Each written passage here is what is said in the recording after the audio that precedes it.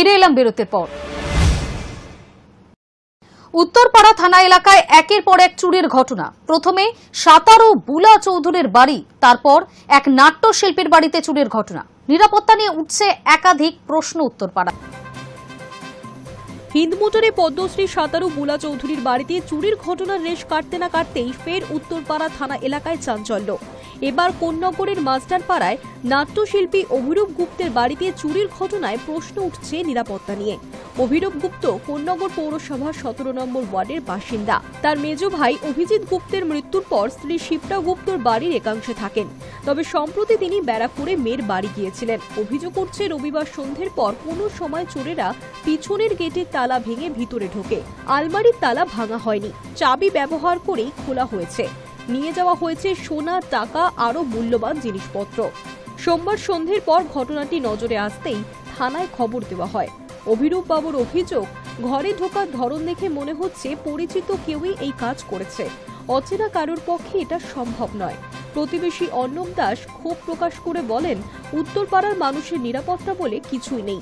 বাড়ি ফাঁকা রেখে কোথাও যাওয়া যাচ্ছে না। দেখতে গিয়ে আমি দেখলাম অন্ধকার, কিছু দেখা যাচ্ছে না। তারপর আমি আলো জ্বালাতে বললাম, আমাদের মেইন আলোটা জ্বললো বাইরে। জ্বলার পর আমি ভেতরে গিয়ে দেখি ওদের এদিকে যে দরজাটা সেটা ভাঙা, তালা খোলা। তারপর উঁকি মেরে দেখলাম ভেতরের দরজার গ্রিলটা বেঁকানো। স্থানীয় কাউন্সিলর বিশ্বনাথ চক্রবর্তী জানিয়েছেন, পুলিশ ও পরিবারের অনুমান অনুযায়ী ঘটনায় পরিচিত কারো যোগ থাকতে পারে। একজনকে আটক করা হয়েছে বলেই শুনেছি, তবে এলাকায় সর্বত্র সিসি ক্যামেরা নেই। গত 1 বছরে কয়েকটি অঘটনও ঘটেছে। পুলিশকে আরো সক্রিয় হতে হবে, বাড়াতে হবে টহল। প্রাথমিকভাবে যে অনুমান পুলিশের পক্ষ থেকে বা বাড়ির লোকের পক্ষ থেকে আমরা জানতে পারছি যে এটা খুব বাইরে থেকে কেউ নয়, খুব চেনা পরিচিত। কারণ কোনো কিছু না ভেঙে, আলমারি না ভেঙে বা কোনো কিছু না করে পার্টিকুলার যেখানে যেখানে সোনাদানা রয়েছে চাবির মারফত আলমারি দিয়ে খুলেছে, এটা তো বাইরের লোকটা জানতে পারবে না।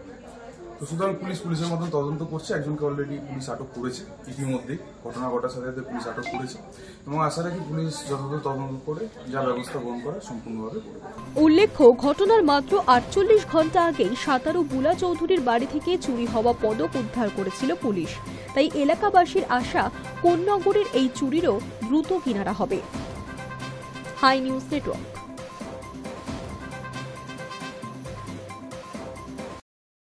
গত আগস্টে মহাকাশ থেকে পৃথিবীতে ফিরে অবশেষে দেশে প্রত্যাবর্তন করেছেন ভারতীয় নভোশ্চর শুভাংশু। সোমবার তার সঙ্গে সাক্ষাৎ করলেন প্রধানমন্ত্রী নরেন্দ্র মোদী। এক স্যান্ডেলে মোদী তার ও শুভাংশুর ছবি পোস্ট করে লিখেছেন, শুভাংশু শুক্লার সঙ্গে দারুণ আলাপচারিতা হয়েছে তার। গত আগস্টে মহাকাশ থেকে পৃথিবীতে ফিরে অবশেষে দেশে প্রত্যাবর্তন করেছেন ভারতীয় নভোশ্চর শুভাংশু। সোমবার তার সঙ্গে সাক্ষাৎ করলেন প্রধানমন্ত্রী নরেন্দ্র মোদী।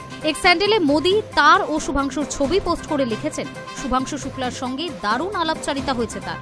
আমরা মহাকাশে তার অভিজ্ঞতা, বিজ্ঞান ও প্রযুক্তির অগ্রগতি এবং ভারতের উচ্চাকাঙ্ক্ষী গগনযান মিশন সহ বিভিন্ন বিষয় নিয়ে আলোচনা করেছি। ভারতের কৃতিত্বের জন্য গর্বিত। রবিবার সকালে রাজকীয় অভ্যর্থনায় দেশে ফিরেছেন শুভাংশু।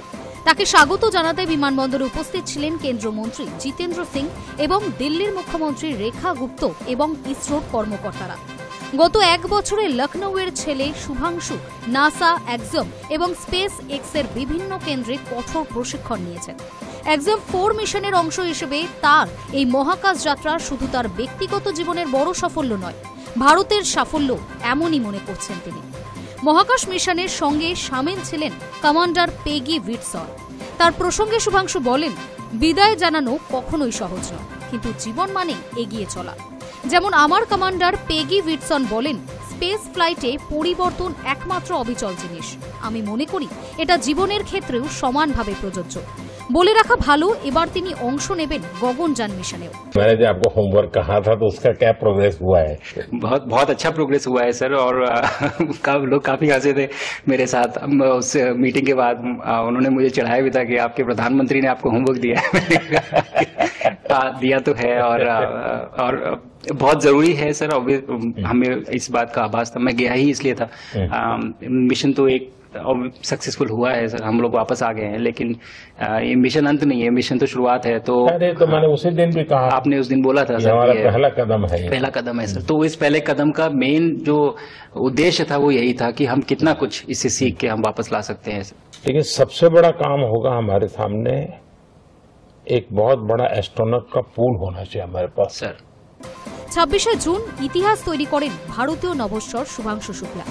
এক্সাম 4 অভিযানে অংশ হিসেবে অন্য 3 মহাকাশচারীর সঙ্গে আন্তর্জাতিক মহাকাশ স্টেশন পৌঁছান শুভাংশু। তারপর বেশ কিছুদিন ধরে মহাকাশ থেকে একাধিক বিষয়ে গবেষণা করছেন তিনি। এরপর ফিরে আসেন পৃথিবীতে। একেবারে ঘড়ি মিলিয়ে প্রশান্ত মহাসাগরে নামে তার ক্যাপসুল। এর প্রায় 50 মিনিট পরে হ্যাচ খুলে শুভাংশুদের ক্যাপসুল থেকে বের করা হয়। এরপর তাদের নানা শারীরিক পরীক্ষার মধ্যে দিয়ে যেতে হয়, যার পরে পরিবারের সঙ্গে মিলিত হওয়ার অনুমতি মেলে। Hi News network.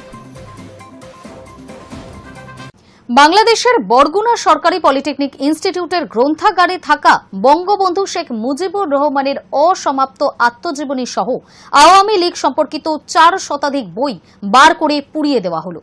দাবি করা হয়েছে মুক্তিযুদ্ধ বিরোধী রাজনৈতিক দল বাংলাদেশ জামায়াতে ইসলামীর ছাত্র শাখা, ইসলামী ছাত্র শিবির, প্রাক্তন শাসক দল বিএনপির ছাত্র সংগঠন ছাত্রদল সক্রিয়ভাবে মুজিব এবং আওয়ামী লীগ সম্পর্কিত বই পোড়ানোর অংশ নিয়েছে।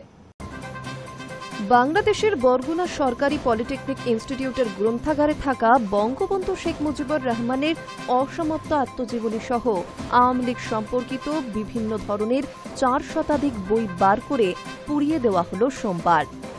মুক্তিযুদ্ধ বিরোধী রাজনৈতিক দল বাংলাদেশ জামায়াতে ইসলামী, যেটি বাংলাদেশে জামাত নামে খ্যাত, তার ছাত্র শাখা ইসলামী ছাত্র শিবির, বাংলাদেশের প্রাক্তন শাসক দল বিএনপির ছাত্র সংগঠন ছাত্রদল সক্রিয়ভাবে মুজিব এবং আওয়ামী লীগ সম্পর্কিত বই পোড়ানোয় অংশ নিয়েছে বলে সংবাদ মাধ্যমে প্রকাশিত খবরে দাবি করা হয়েছে।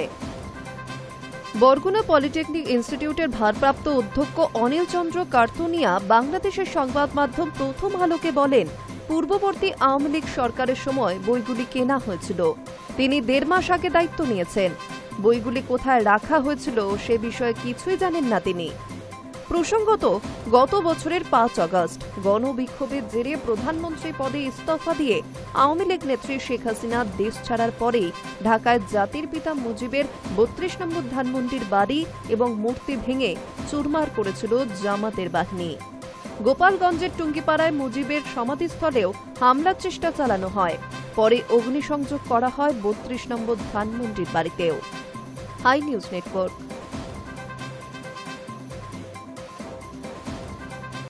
ফের বলিউডে শোকের ছায়া।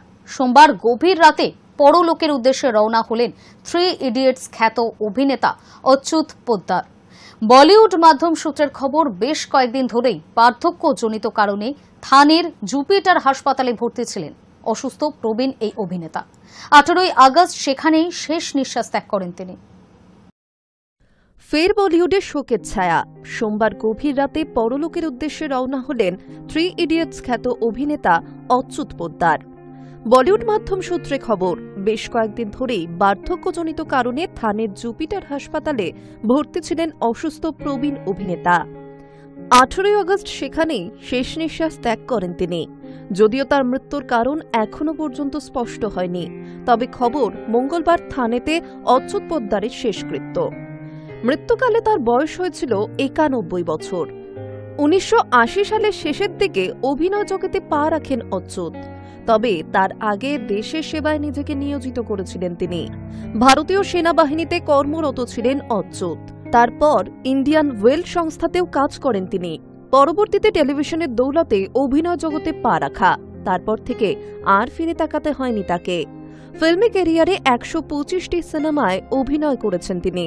তার মধ্যে যেমন হিন্দি ছবি রয়েছে, তেমনি মারাঠি ভাষার সিনেমাও রয়েছে। তবে বলিউডে তিনি চেনা মুখ হয়ে ওঠেন পরিচালক বিধু বিনোদ চোপড়ার হাত ধরে, কারণ তার সিনেমাতেই সবচেয়ে বেশি দেখা গিয়েছে অচ্যুত পোদ্দারকে। তার মুখে 3 ইডিয়ট সিনেমার সেই সংলাপ আজও জনপ্রিয়, যেখানে কলেজের শ্রেণীকক্ষে আমির খানের উদ্দেশ্যে তাকে বলতে শোনা গিয়েছিল, कहना क्या चाहते हो। এছাড়াও আক্রোশ, আলবার্ট পিন্টো কো গুস্সা কিউ আতা হে, অর্ধসত্য, তেজা, পরিন্দা, रजो बन गया जेंटलमैन, दिलवाले, रंगीला, বাস্তব, হাম সাথ সাথে, পরিণীতা, লগে রহো মুন্না ভাই, দাবাং 2 থেকে ভেন্টিলেটর। এক গুচ্ছ বলিউড কমার্শিয়াল হিট ছবিতে দেখা গিয়েছে অচ্যুত পোদ্দারের অভিনয়। মঙ্গলবার তার প্রয়াণের খবর প্রকাশ্যে আসতেই শোকের ছায়া বিনোদন দুনিয়ায়। High News network. কম বেশি বৃষ্টি হচ্ছে বাংলায়, কিন্তু তারপরও কমছে না ভ্যাপসা গরম। তার মধ্যে নিম্নচাপ শক্তি বাড়াচ্ছে বঙ্গোপসাগরে, তবে সপ্তাহান্তে বদলাবে পরিস্থিতি।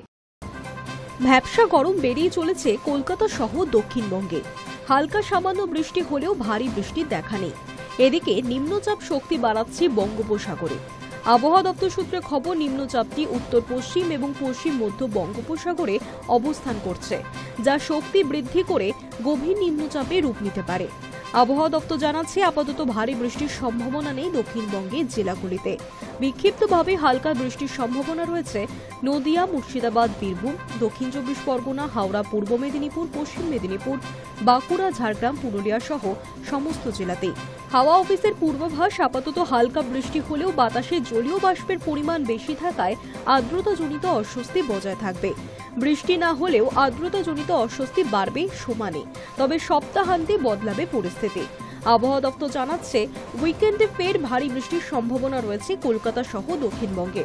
আপাতত বৃহস্পতিবার পর্যন্ত বজ্রবিদ্যুৎ সহ বৃষ্টি চলবে দক্ষিণবঙ্গে। শুক্রবার থেকে বদলে যাবে পরিস্থিতি। সপ্তাহান্তে ভারী বৃষ্টি হবে একাধিক জেলায়। শুক্রবার থেকে বিক্ষিপ্তভাবে বজ্রবিদ্যুৎ সহ ভারী বৃষ্টির পূর্বাভাস জারি করেছে আলিপুর আবহাওয়া দপ্তর। দোসর হতে পারে ঘন্টায় 30 থেকে 40 কিলোমিটার গতিবেগে দমকা ঝোড়ো বাতাস। পাশাপাশি উত্তরে শুরু হয়েছে ফের বৃষ্টি। উত্তরবঙ্গে বিক্ষিপ্তভাবে বজ্রবিদ্যুৎ সহ বৃষ্টির সম্ভাবনা রয়েছে দার্জিলিং, কালিম্পং, জলপাইগুড়ি, আলিপুরদুয়ার এবং কোচবিহার সহ উত্তরের সব জেলাতেই। শুক্রবার পর্যন্ত উপরের 5 জেলাতেই ভারী বৃষ্টির পূর্বাভাস জারি করা হয়েছে। Hi News Network. News today এখনকার মতো এই পর্যন্তই। নজর রাখুন হাই নিউজে, নির্ভীক, নিরপেক্ষ।